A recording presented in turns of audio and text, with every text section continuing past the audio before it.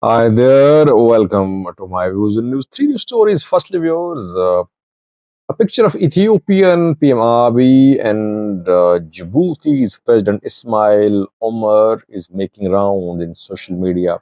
The two leaders met in China on the sidelines of China-Africa summit.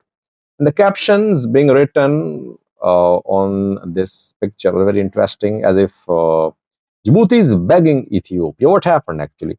Secondly, Amhara Fano fighters took control of a refugee camp around 48 hours ago on Ethiopia-Sudan border. It is being confirmed by Sudanese news sources. And thirdly, Oromia viewers, where mobile networks have been suspended. Mobile service has been suspended in some parts of Sheger. What happened? In which parts of Sheger areas around Addis Ababa mobile service has been suspended? Let's start from Ethiopia-Djibouti relations. There's a picture of him, Abiy and Ismail Omar, Djibouti's president, is being shared in social media. You can see the picture on the thumbnail of this video as well.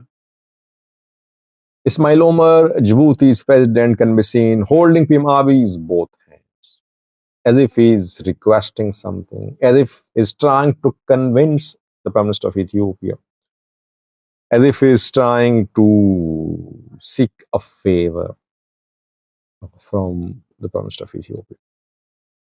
What happened? Was there any uh, extensive discussion between PM Abiy and Ismail Omar? I told you last night that despite the Prime Minister of Ethiopia and President of Eritrea sitting very close, there was no exchange of greetings between them. No handshake, no meeting, no formal, informal uh, contact.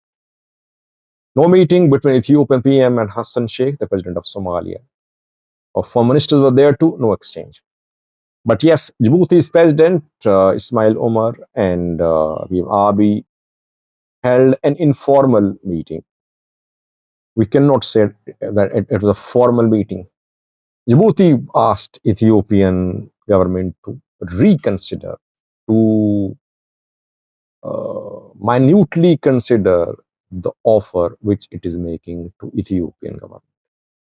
PM Abiy promised to reconsider Djibouti's offer.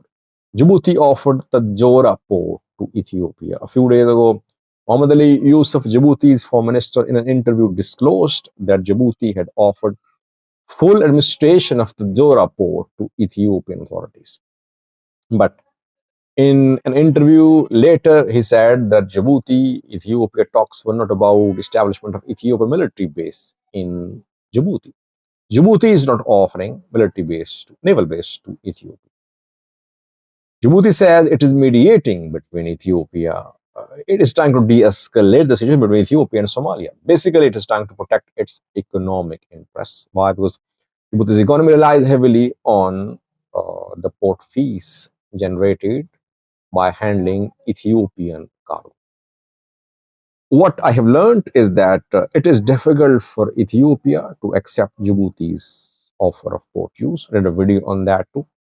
We did not analyze Eritrean concerns about the use of the Jora port by Ethiopia. Though I think that Djibouti would not take into account Eritrean concerns.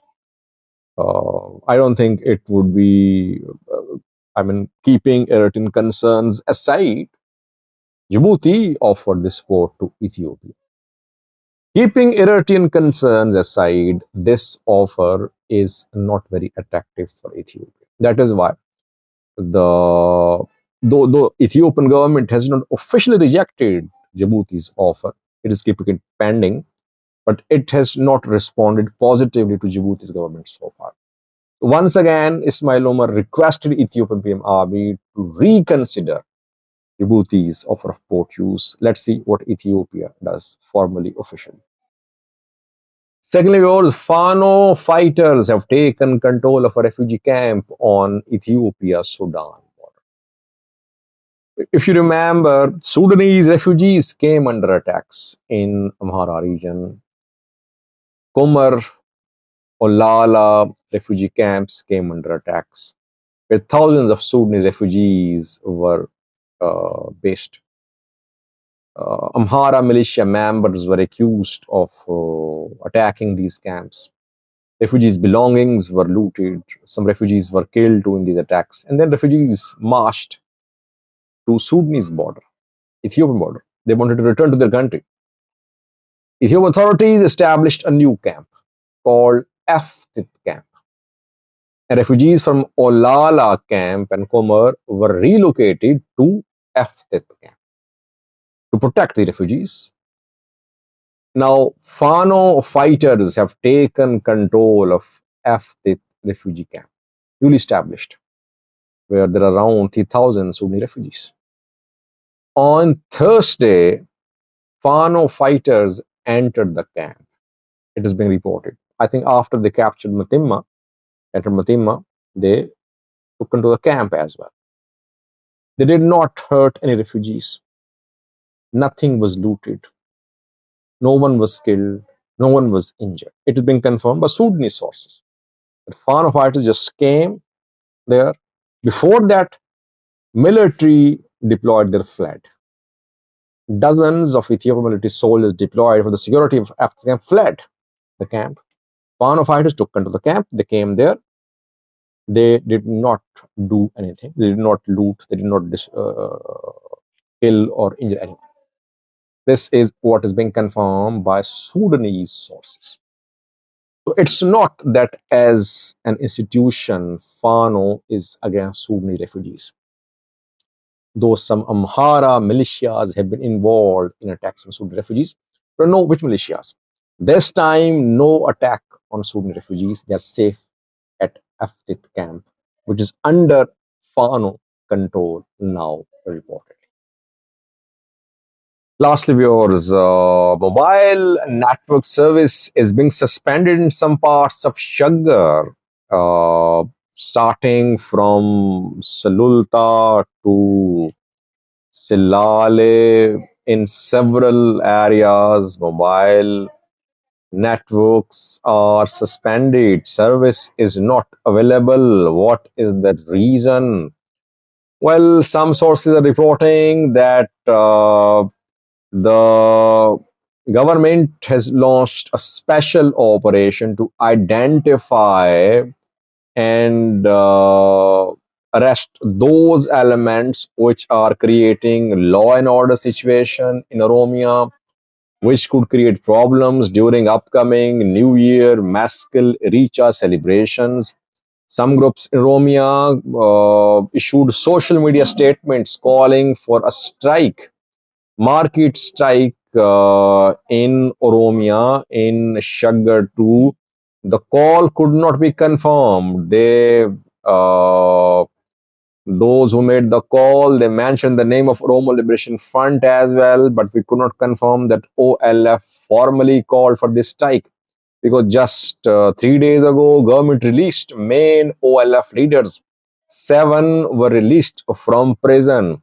That is why it's very unlikely that OLF would call for a market strike at this point of time when its leaders are being released.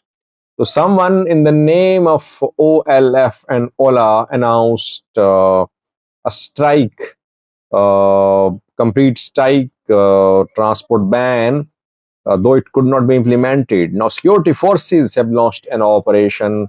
They fear that maybe people would close their businesses as the call has been propagated in social media. So the suspension in the mobile network service in Sheger is related to security issues. It's not any technical issue, but government forces are conducting some special reconnaissance operations, search and monitoring operations in Sheger reportedly. Thank you for watching.